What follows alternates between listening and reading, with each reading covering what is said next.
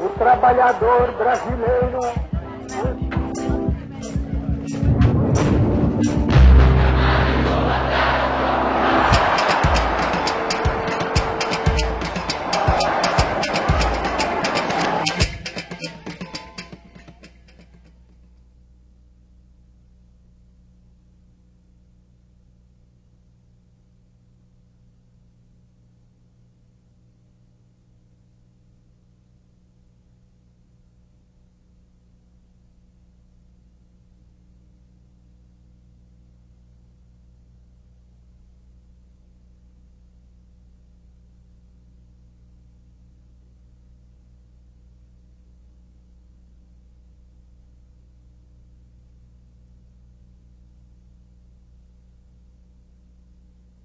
Pois conseguimos organizar o trabalho nacional segundo os princípios cristãos da justiça social, sem abalos econômicos.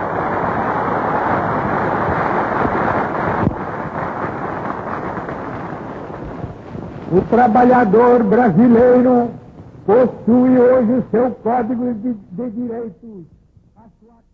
Um pouco antes da queda de Getúlio Vargas, começou a constituição dos partidos políticos que iriam existir durante os anos democráticos entre 1945 e 1964. Os principais partidos, ao lado de outros, mas os principais partidos foram a União Democrática Nacional, a UDN, que representava os opositores a Getúlio Vargas. O PSD, que era de certo modo uma invenção de Vargas, representando sobretudo a burocracia do Estado Novo e setores rurais. Finalmente, o PTB, o Partido Trabalhista Brasileiro, que era também um partido imaginado por Getúlio Vargas, pretendendo organizar a classe trabalhadora urbana. Depois da queda de Getúlio, o poder foi assumido pelo presidente do Supremo Tribunal Federal, José Linhares. E foram preparadas as eleições para 2 de dezembro de 1945. Getúlio participou como candidato da eleição, o que é uma demonstração de que ele foi afastado do poder, afastado da presidência, mas não afastado do jogo político. E como naquela época se podia candidatar por vários estados, ele se candidatou a deputado, a senador, por São Paulo, pelo Rio Grande do Sul, e acabou sendo eleito por todos esses estados.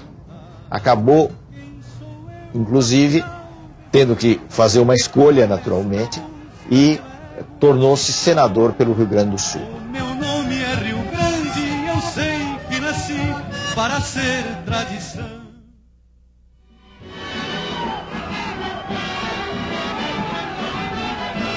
Dois principais candidatos disputaram a eleição.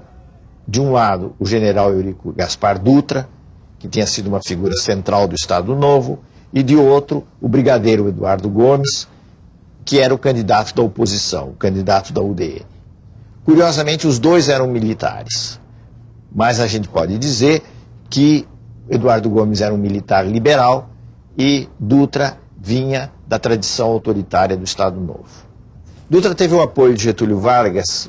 Getúlio deu o apoio ao candidato nos últimos dias da campanha e com isso atraiu a massa e o voto da massa da classe trabalhadora urbana. Tudo isso explica a ampla vitória de Dutra.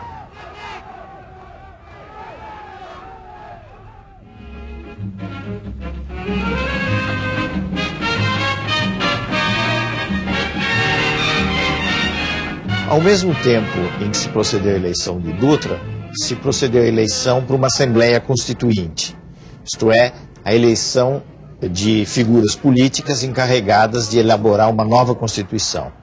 A Constituição que foi aprovada em 1946 e que ficou em vigor até 1964, tinha características que nós poderíamos chamar de liberal-democráticas, isto é, estabeleceu a divisão entre os poderes, o executivo, o legislativo, o judiciário, a representação através do voto individual das pessoas para a Câmara, para o Senado, e todo um capítulo também existia garantindo liberdades de expressão, liberdades democráticas.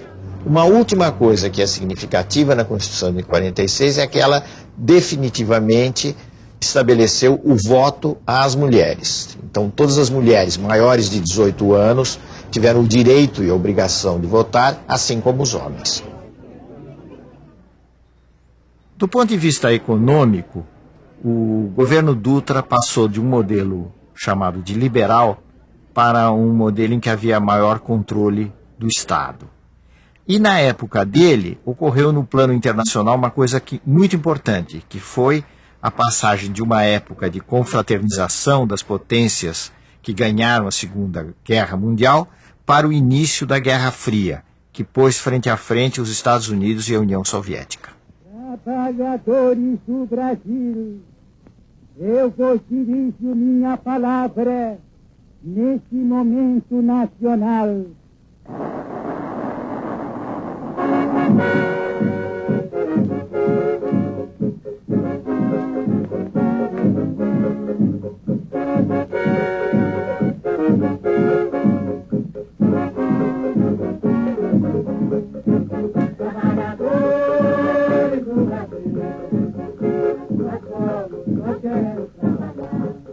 Nas eleições de outubro de 1950, lançado pelo PTB, Getúlio alcançou a vitória, enfrentando mais uma vez o brigadeiro Eduardo Gomes pela UDN e um candidato obscuro, Cristiano Machado, pelo PSD. Apoiado socialmente por setores que iam desde o empresariado até a classe trabalhadora urbana, Getúlio, pela via democrática, chegou novamente ao poder. Bota o retrato do velho outra vez, bota no mesmo lugar. Bota o retrato do velho outra vez, bota no mesmo lugar. O sorriso do velhinho faz a gente trabalhar. O sorriso do velhinho faz a gente trabalhar. Getúlio Vargas voltou ao poder em circunstâncias muito diferentes daquelas que tinham sido as dos 15 anos do seu primeiro governo.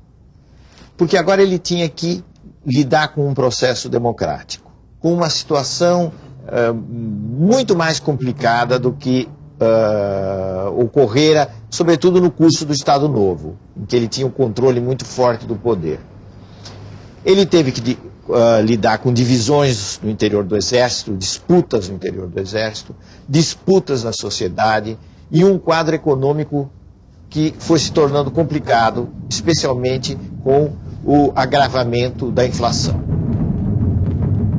Na área da economia, do grande modelo, digamos assim, da grande orientação econômica, nós podemos dizer que não houve um corte com o advento, com a instalação do período democrático. Por quê? Porque o mesmo modelo de forte intervenção do Estado na economia, de controle da economia por parte do Estado nos setores básicos, continuou a existir. Um dos momentos de mobilização mais intensa do segundo governo Vargas foi o momento da luta pelo petróleo, a luta pelo monopólio estatal do petróleo, que deu origem à formação da Petrobras. Essa luta é muito interessante, porque na realidade mostrou que havia mais possibilidade de mobilizar o país inteiro em torno de certos valores que não eram de classe operária, classe trabalhadora, etc., mas que eram valores nacionais.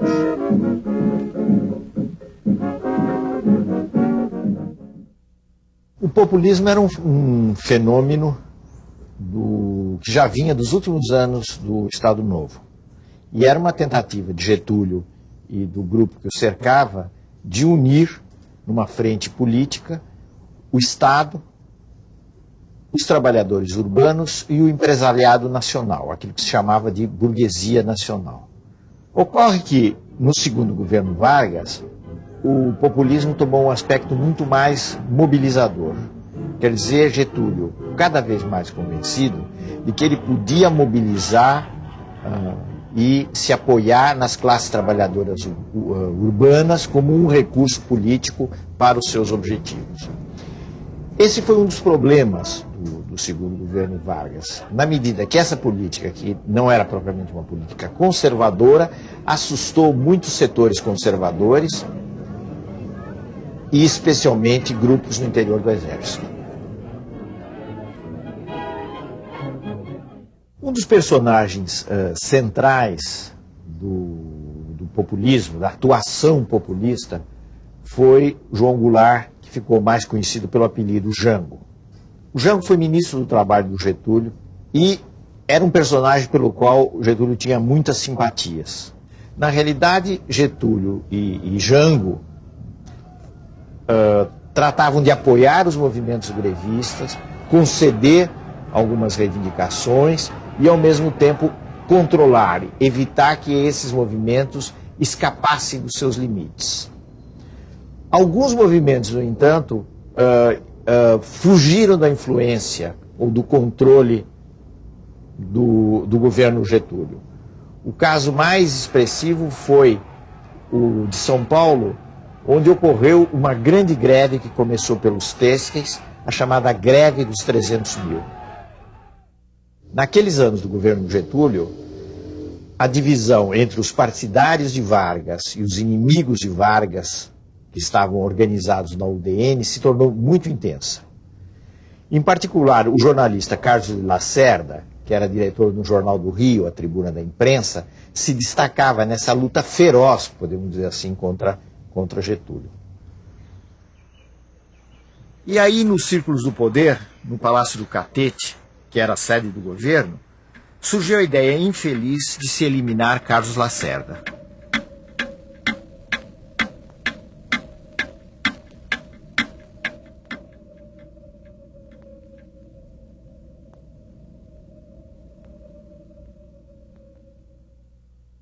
O atentado contra Lacerda foi um verdadeiro desastre.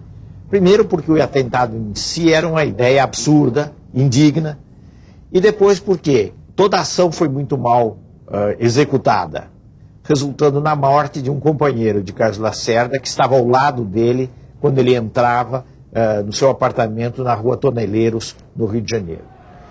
Esse amigo de Lacerda era o Major Vaz da Aeronáutica, que se transformou numa espécie de mártir e de emblema dos opositores de Getúlio.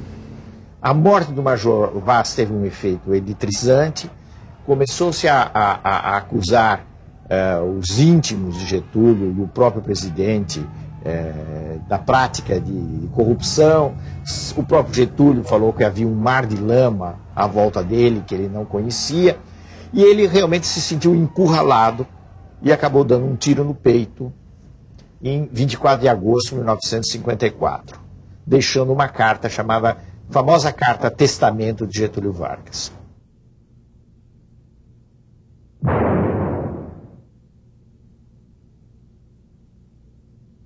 Lutei contra a espoliação do Brasil, lutei contra a espoliação do povo.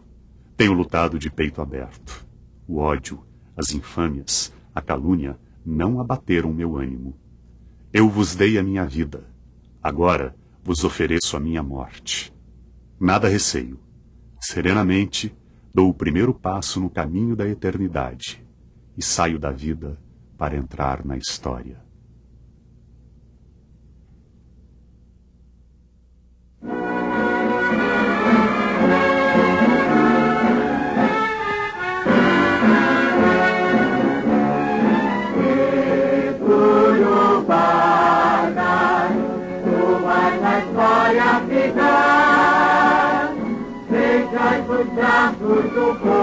Getúlio foi a figura política mais importante do Brasil no século XX. Apesar de todas as suas contradições, com a morte dele por razões políticas, com esse sacrifício, ele se converteu perante as massas populares num verdadeiro mito.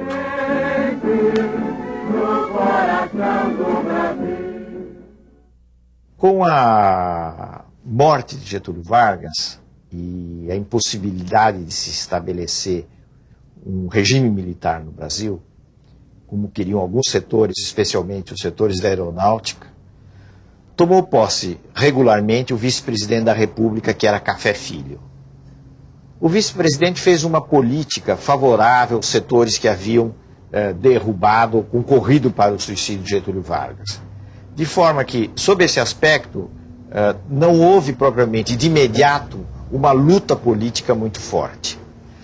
Em outubro de 1955 se realizaram eleições. Então, houve uma continuidade no processo democrático, apesar de todo o drama da morte de Getúlio Vargas e dos momentos incertos que se sucederam e que ainda iriam se suceder. Nessa eleição de outubro de 55, se estabeleceu uma união que foi clássica desse período entre o PSD e o PTB. Os dois partidos lançaram a candidatura de Juscelino Kubitschek à presidência da República. Então, Juscelino foi eleito com um percentual de aproximadamente 36% dos votos, tendo-se que considerar que nessa época não existia o processo eleitoral em 2 turnos. Quem chegasse na frente no primeiro turno, fosse com que porcentagem fosse, ganhava as eleições. Entre a vitória de Juscelino e a posse de Juscelino ainda houve muitas complicações. Porque a UDN, o setor militar, adversário do getulismo, se opuseram fortemente à posse de Juscelino. Mais uma vez surgiu a tentativa de interrupção do processo democrático. O vice-presidente Filho sofreu um ataque cardíaco, haveria uma substituição dele por Carlos Luz, e nesse momento de incerteza e de risco para a posse de Juscelino, houve o chamado golpe preventivo do Marechal Teixeira Lott.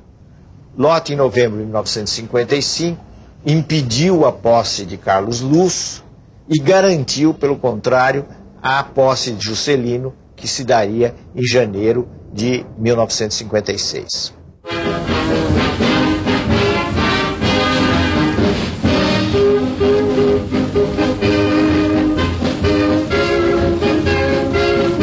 A multidão cresce a cada instante em frente ao Palácio Presidencial. A multidão penetra nos jardins. Da varanda da área interna do andar térreo, o novo presidente passa a receber os cumprimentos dos populares. Desfilam diante do chefe do governo, apertando-lhe a mão e abraçando-o efusivamente, trabalhadores, senhoras, jovens e velhos. O governo de Juscelino, que começou com tantas incertezas, se realizou de uma forma relativamente estável e com muitos apoios. Realmente inédita em nossa história, os bravos soldados do Brasil. O Juscelino conseguiu reunir em torno dele amplos setores da população. E isso, sobretudo, através da realização de um programa que ficou conhecido como o Programa de Metas. Esse Programa de Metas, de alguma maneira, alterou, não o modelo, mas mudou um pouquinho os rumos da política econômica. Juscelino passou do nacionalismo econômico que vinha do passado a uma espécie de desenvolvimentismo econômico. Qual é a diferença disso? A diferença consiste em que, admitindo o papel importante do Estado e insistindo no desenvolvimento econômico, Juscelino incentivou os investimentos privados, como se viu principalmente com a criação de uma indústria automobilística no país. Novembro de 1959. Juscelino inaugura a primeira indústria automobilística, a Volkswagen no Brasil. A classe média orgulhava-se dos automóveis e eletrodomésticos made in Brasil.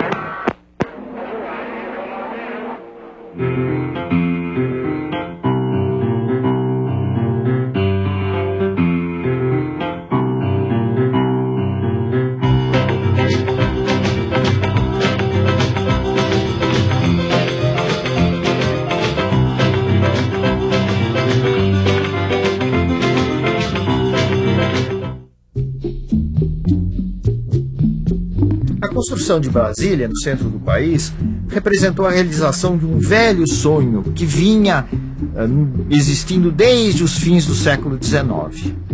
Do ponto de vista urbanístico, foi algo de impressionante, porque não havia nada em Brasília, havia o Cerrado do Planalto Central, e ali se ergueu uma cidade, toda ela planejada a partir da capacidade do planejamento dos arquitetos Oscar Niemeyer e Lúcio Costa.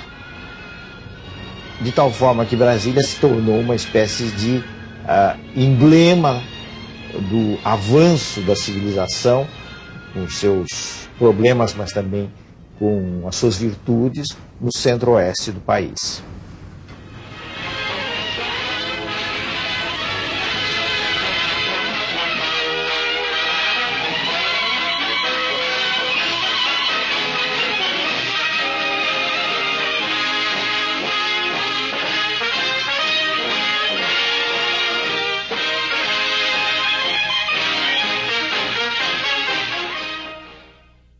A sucessão de Juscelino Kubitschek se deu de uma forma normal no regime democrático, numa disputa presidencial em que os nomes principais foram Jânio Quadros, de um lado, uma figura inteiramente nova, vamos dizer, atípica na vida política brasileira, e o Marechal Teixeira Lott, de outro. O Marechal Teixeira Lott era um nome respeitado nos meios militares, mas era um mau candidato. Ele não empolgava a massa popular e, com isso, a possibilidade de êxito da sua candidatura era e foi muito escassa. Jânio conseguiu perceber uma coisa que era muito importante, que o tema da moralidade pública poderia ter um rendimento popular. Jânio se transformou num grande personagem do ponto de vista político e alcançou uma vitória muito expressiva nas eleições de 1960. Barre, barre, vassourinha, barre, barre a bandalheira, e o povo está cansado de sofrer dessa maneira. O governo Jânio foi um governo muito breve, um governo de poucos meses. Pela primeira vez, um presidente tomava posse em Brasília e ele deveria governar em Brasília. Aconteceu, entretanto, uma coisa curiosa que iria marcar a história política dos anos seguintes, que foi o fato de que o vice-presidente eleito junto com Jânio não pertencia à chapa que tinha o apoio principal na UDN. O eleito foi precisamente Jango Goulart. Isso aconteceu porque, naqueles anos, era possível votar num candidato de um partido para presidente e no candidato de outro partido para vice-presidente. Isso resultando num problema que se tornou muito grave com a renúncia de Jânio Quadros. Como é que se explica a renúncia desse personagem misterioso? Que ele realizou uma política conservadora, ou tentou realizar uma política conservadora, mas necessária, tentando reorganizar finanças, tentando controlar a inflação. Ao mesmo tempo, ele adotou o que se poderia chamar uma política progressista no plano das relações internacionais do Brasil. Em pouco tempo, Jânio perdeu o melhor dos apoios que ele tinha. A esquerda não confiava nele, os nacionalistas não confiavam nele, apesar da política externa independente. Por sua vez, as forças que o apoiaram também deixaram, em grande medida, de apoiá-lo. O que é que Jânio imaginou, então, diante desse quadro? Ele imaginou uma espécie de espetáculo de renúncia, do qual ele voltaria mais fortalecido. Então isso parecia um expediente que daria certo. Só que deu inteiramente errado.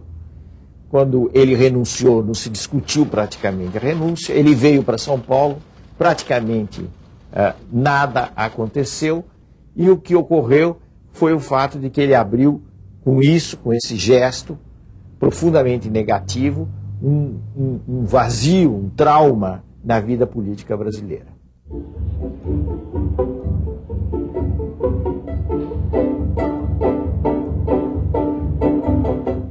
vice-presidente que deveria tomar posse era Jango Goulart, que era uma figura muito controvertida e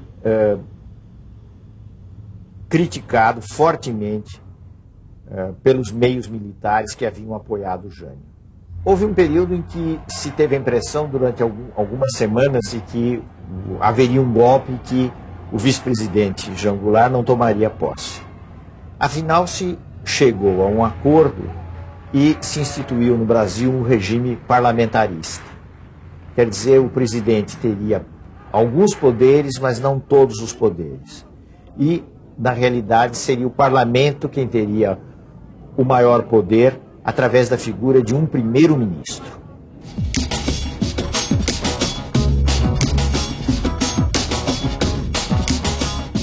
O período de governo de Jango Goulart talvez possa ser definido como um período de populismo radical.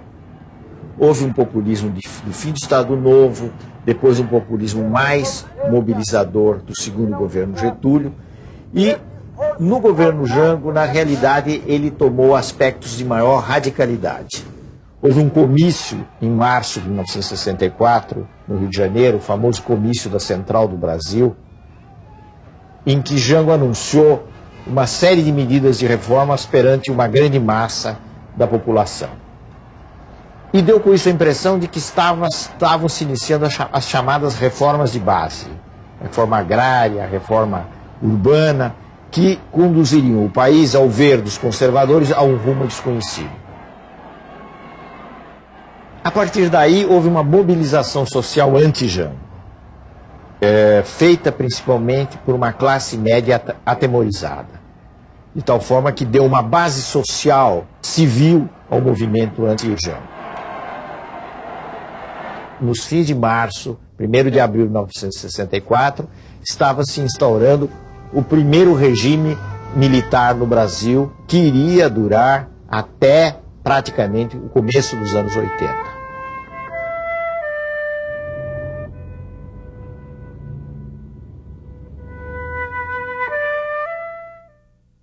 No próximo programa, os generais no poder, o milagre econômico, os sucessos e os fracassos do regime militar no Brasil.